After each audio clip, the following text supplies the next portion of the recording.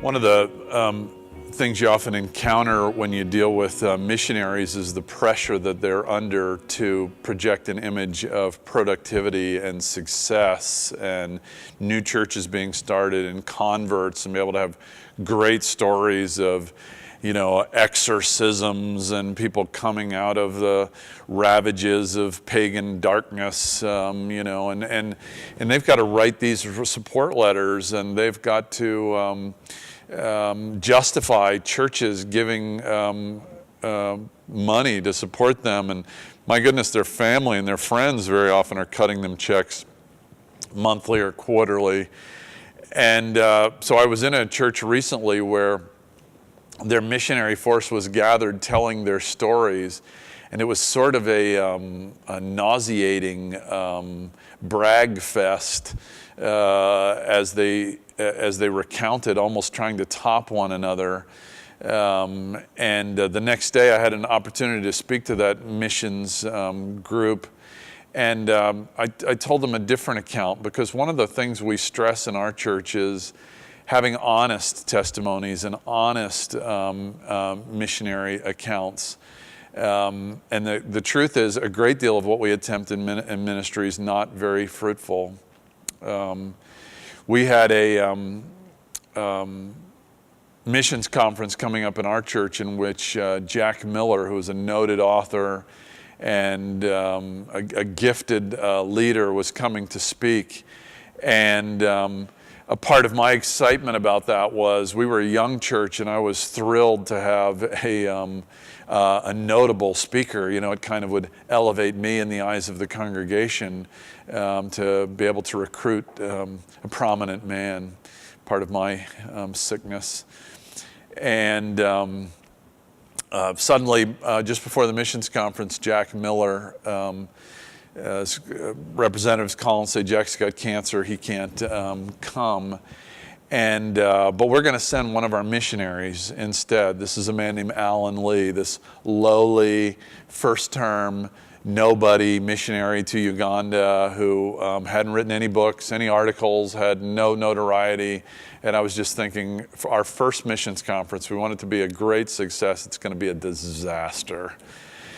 And there's a backstory to all this. Just a couple months before, there was a young man started attending our church. His wife had been converted 2 years earlier, and he wouldn't darken the door. He's a scientist, and very convinced that Christianity was fraudulent, very disturbed that his wife would be lured away by Christianity, very mocking of the idea of transcendent truth and the existence of God, creation. And suddenly, at the beginning of the year, he showed up in church, and I remember trying not to be shocked when he walked in the door. And he said to me, listen, I know Christianity is not true. I suspect that in your heart of hearts, you know it's not true. But I feel it's illegitimate that I've discounted it without giving it a full investigation. So I'm going to come and I'm going to listen to you for a couple months to sort of confirm my conclusion. And after a couple months, he came back and he said, you know what, I have to admit that there's more to Christianity than I ever thought. But I promise you, I'm not going to convert to Christianity until I meet someone like those early apostles who's willing to lay down his life, give up everything because they believe in Jesus. And it wasn't a couple weeks after he made that pronouncement that Alan Lee, this nobody missionary, shows up at our church. And you know what his testimony was the whole weekend? Was that his first term was abysmal on the field.